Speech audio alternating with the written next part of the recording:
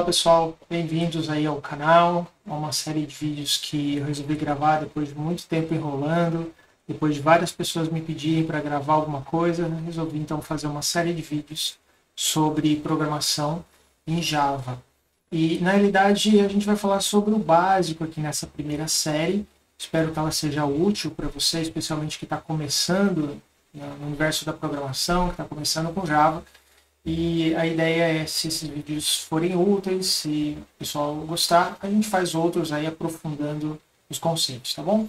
A primeira questão aqui é que não dá para a gente começar a programar sem entender bem o ambiente todo que está envolvido quando a gente está programando, especialmente falando sobre Java. Então, nesse primeiro vídeo em particular, eu vou falar um pouquinho sobre esse cenário, tá bom? Então vamos lá, quando a gente vai programar, o que a gente está fazendo basicamente? A gente está pegando um arquivo texto que a gente produz, eu escrevo um texto, basicamente é isso, e esse texto ele precisa ser transformado em algo que a máquina consiga executar. Ela não vai conseguir executar texto, né? E tampouco nós vamos programar escrevendo código binário, não faz sentido, né? Então eu preciso de alguma forma transformar aquilo que eu escrevo, que é texto, num código que possa ser executado numa máquina, ok? Eu vou resumir uma série de coisas aqui, porque como é um vídeo introdutório, não vou falar de todos os detalhes que estão envolvidos, tá bom? Então eu vou colocar principalmente os nomes, os conceitos, e no outro momento, num vídeo mais aprofundado, a gente pode falar sobre detalhes. Mas a questão aqui é a seguinte, como é que a gente faz essa transformação daí? Isso aqui é chamado de compilação. É basicamente o processo que eu transformo o código que eu escrevi, né, o texto que eu escrevi, num código que possa ser executado. Então, para várias linguagens, essa transformação ela é específica para o ambiente onde eu vou executar o meu código. O que eu quero dizer é o seguinte, eu escrevo ali um código fonte, tá bem? Esse aqui é o código fonte. Estou, como exemplo, utilizando a linguagem C. E eu vou traduzir, então vou fazer um processo de compilação, por exemplo, para executar no Linux, né? Deixa eu acompanhar, para você acompanhar aqui, ó. Então, do lado esquerdo, eu teria o código fonte, né? Escrito, por exemplo, em linguagem C, tá bom? Então, quando eu faço a tradução, eu tenho que escolher para onde eu vou compilar, para que plataforma eu vou fazer o processo de compilação. Então, por exemplo, se eu estiver executando aí num compilador que vai gerar uma saída para Linux, significa que eu vou executar esse código num ambiente Linux. A mesma coisa vai acontecer se eu quiser executar no Windows, eu preciso fazer uma compilação para esse sistema operacional, ou Solaris, ou Mac, ou o que quer que seja. Então, eu tenho um pequeno problema inicial. Eu precisaria fazer a manutenção desse meu software para cada plataforma que eu estou executando. Eventualmente, o que acontece é que eu preciso fazer algumas pequenas modificações no código para cada plataforma diferente. E se eu fizer algum ajuste para uma plataforma em particular, talvez eu precise gerar uma versão, né, para aquela plataforma cujo número fique diferente do número de uma outra plataforma. Eu quero dizer, por exemplo, eu tenho a versão 1.1 rodando no Windows, mas no Linux eu tenho a 1.1.2 ou 1.2, enfim. Isso vai tornando o nosso desenvolvimento um pouquinho mais complicado. O ideal seria que eu fizesse essa compilação uma vez apenas, mas a questão é que o executável de cada sistema operacional, de cada plataforma, ele é diferente. Então, por isso essa necessidade de fazer uma compilação para cada diferente sistema operacional ou ambiente onde eu vou executar. No caso do Java, isso muda, né? A gente não vai precisar fazer a compilação para cada plataforma diferente. Nós vamos compilar uma única vez. Mas se cada plataforma executa diferente, o sistema operacional é diferente, como é que essa mágica vai acontecer? Então, a proposta do Java, desde que ele foi concebido, é que eu possa executar o mesmo código que eu gerei em diversas plataformas. Então, olha aqui comigo como é que ficaria isso. A gente vai escrever o mesmo código texto tá certo? O mesmo código-fonte em Java. Vamos passar pelo processo de tradução, né, a compilação. De novo, isso aqui está simplificado, mas é suficiente para esse momento você entender. E ele gera para nós como saída não aquele código final para ser rodado lá na minha plataforma, mas ele vai gerar um código que a gente chama de intermediário. No caso do Java, esse cara é chamado de bytecode. Tá? Então eu vou gerar um bytecode e esse bytecode ele ficou no meio do caminho. Ele não é mais o código texto que eu produzi, mas ele também não é o código final que o meu sistema consiga executar, que a minha plataforma consiga executar. O que vai acontecer agora? Vai entrar um outro elemento, que é o que a gente chama aqui de máquina virtual Java, ou JVM, que será o responsável por pegar esse meu código intermediário e fazer o último passo, que é a tradução desse meu código intermediário para uma plataforma em particular, seja ela para Windows, Linux, etc. Okay? Para fazer isso, eu vou ter diferentes máquinas virtuais, aí que vai mudar. Então eu vou ter uma máquina virtual para Windows, uma para Linux, uma para Mac, e etc, etc. Tá bom? Então veja, o código que eu produzo é o mesmo. A compilação que eu faço uma vez só.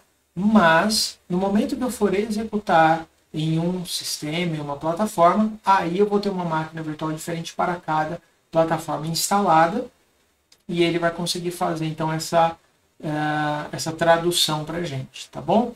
Vou abrir um parênteses aqui rapidinho que eu acho que é importante. Ao longo do tempo, ou principalmente no início, tá, da utilização do Java, houve uma série de críticas, porque como eu tenho agora um intermediário, esse meu código está sendo o tempo todo interpretado, ele está sendo o tempo todo traduzido, o que faz com que, em princípio, a linguagem Java fique mais lenta comparada com aquilo que a gente tinha no slide anterior, que é, eu vou fazer a compilação direta para um sistema operacional em específico e ele vai ser executado ali diretamente em cima daquela plataforma. Ao longo do tempo, a gente vai falar um pouquinho de história aqui também, do Java, né? Isso sofreu uma série de alterações, a gente tem alguns mecanismos hoje que fazem esse processo de transição ou de tradução uma única vez, e eu não preciso ficar reinterpretando esse código, que faz com que o Java seja hoje muito mais rápido do que ele era quando ele foi criado há anos atrás, tá bom? Então, só abrindo um parênteses aqui para você entender esse processo. Além da tradução, uma outra coisa interessante que a máquina virtual faz é validar. Então, a gente tem um processo que verifica a segurança do código que está sendo executado, ok? Não é um antivírus, não é disso que eu estou falando, mas ele vai verificar o seu código e não simplesmente pegar o que chegou e vai executar. Então, a gente tem também um processo bem detalhado, elaborado, tem uma série de coisas acontecendo ali, mas por hora, o que você precisa saber é que esse código intermediário está sendo interpretado e executado pela máquina virtual em cima de um sistema operacional, tá bom? Nesse slide está sendo chamado de ambiente destino, né? Eu chamei assim. É o sistema que você está rodando. Uma máquina rodando Windows, uma máquina rodando Linux, ou o que quer que seja. Bem? Então, como é que eu faço para colocar essa tal de máquina virtual do Java ali para rodar na máquina que vai rodar meu código, né? Então, eu preciso agora distinguir duas coisas aí. Esse slide aqui, ele mostra um pouquinho os diversos componentes que a gente vai ter aí dentro do, vamos chamar da plataforma Java, tá bem? E aqui na base, você tem a máquina virtual do Java, ok? Então, independente do que tem aqui para cima, é obrigatório, é necessário que eu tenha a máquina virtual do Java para ser executada. Bom, obviamente eu não vou entrar em todos os detalhes aqui, mas eu quero que você distingua duas coisas importantes, tá bom? Primeiro, se eu for trabalhar, então, desenvolvendo, escrevendo código para a linguagem Java, eu vou precisar instalar na minha máquina um cara chamado JDK, que significa a abreviação de Java Development Kit. É o conjunto né, que eu preciso para poder desenvolver para a linguagem Java. E se você olhar nessa imagem aqui, basicamente o JDK é tudo, né? Porque como eu vou fazer, por exemplo, o processo de compilação, se eu sou o desenvolvedor desse software, eu vou precisar, por exemplo, do compilador Java, que é esse carinha aqui, ó, Java C. A gente vai falar mais dele num outro vídeo. Agora, se eu for simplesmente executar o programa Java que alguém fez, né, eu não preciso desta parte. Então, em vez de fazer o download e instalar o JDK, eu vou instalar um outro cara que é o JRE, o Java Runtime Environment. O que é esse cara? É um conjunto menor, tá? É um conjunto menor que não precisa de todas as ferramentas aqui de desenvolvimento. Tá? Mas ambos, como eu falei, vão ter a Java Virtual Machine, a JVM, porque é a base. Né? E aí tem uma série de bibliotecas, algumas são responsáveis, por exemplo, pela parte de interface gráfica, outras são responsáveis, por exemplo, pela parte de segurança, pela parte de acesso a dados e assim por diante. Ok? Nesse momento não é importante entrar nos detalhes aqui, é importante só que você saiba esse fato. Para desenvolver usando o Java, eu vou precisar instalar o JDK e para executar um código escrito em Java, né, já compilado, eu vou precisar do JRE, tá bom? Vai ser uma sopinha de letrinhas aí ao longo do tempo, você vai se habituando a elas, tá bom? Vou falar um pouquinho aqui, porque eu acho que é importante também você que vai trabalhar com Java entender um pouco do histórico e do ciclo de vida de desenvolvimento do Java, tá bem? Então, esse aqui é o Duque, é o mascote do Java, você vai ver ele várias vezes em pesquisas, em coisas que você estiver utilizando. Eu vou começar aqui com dois links importantes que falam um pouquinho sobre versões do Java, novidades, que falam sobre desenvolvimento.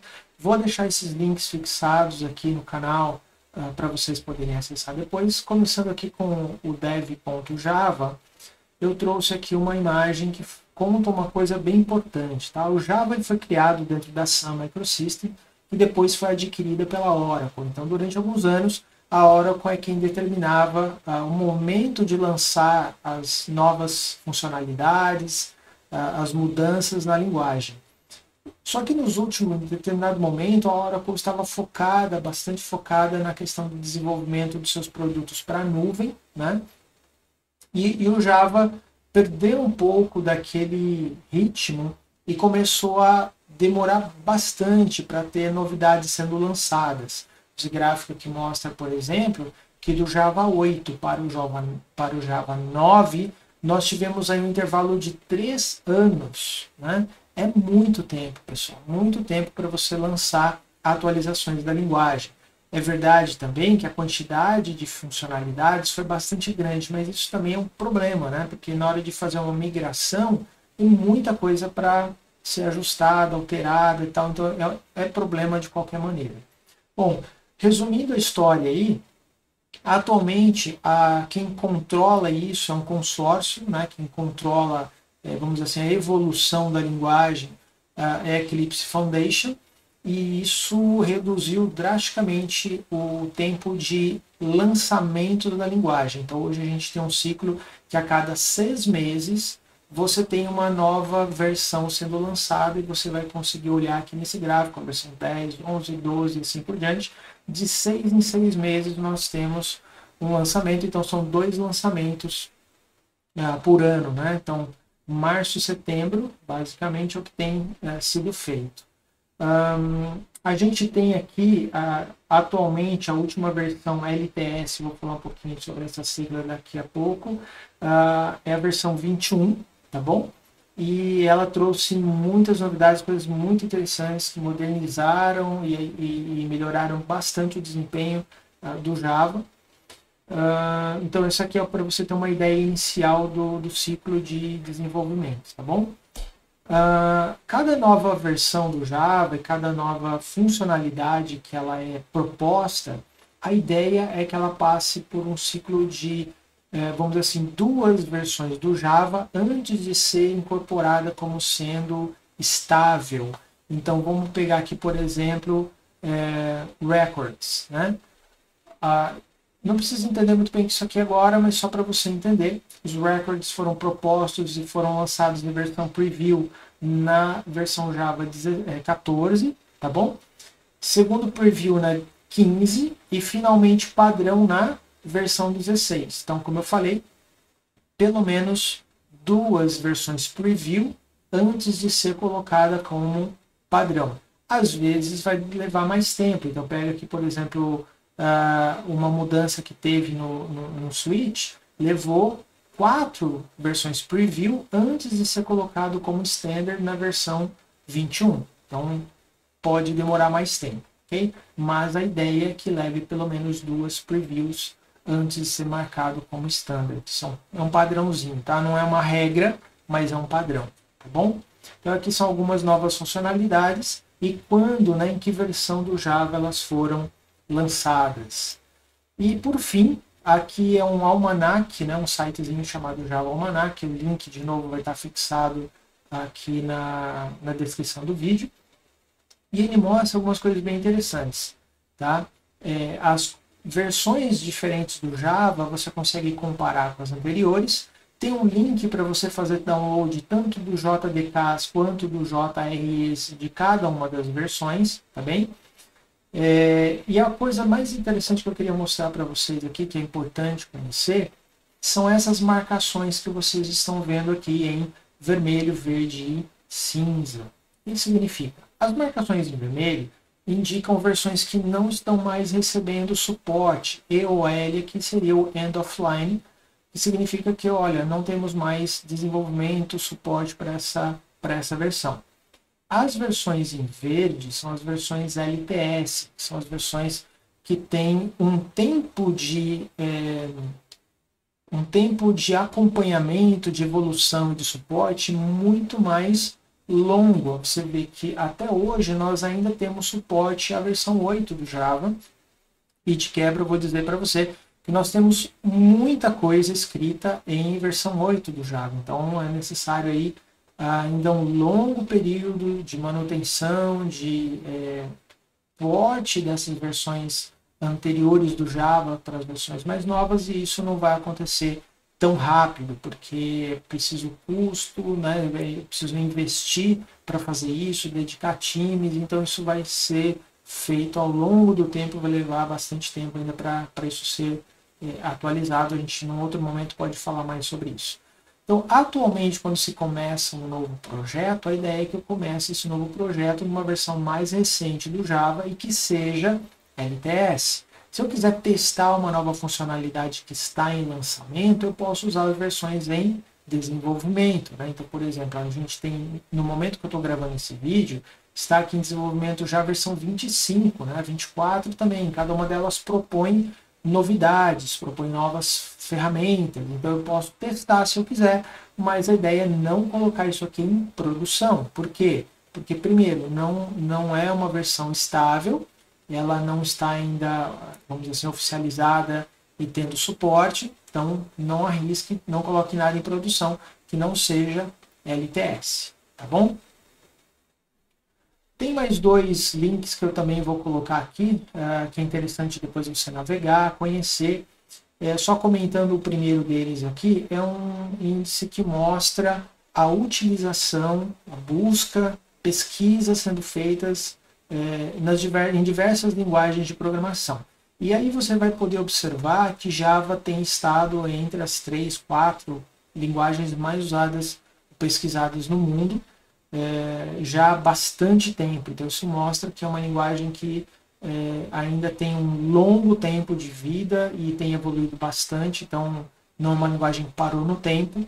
Então só para você entender, também acho interessante depois você olhar como é que anda ou como é que andam, né, diversas linguagens de programação aí em termos de utilização. Fechou?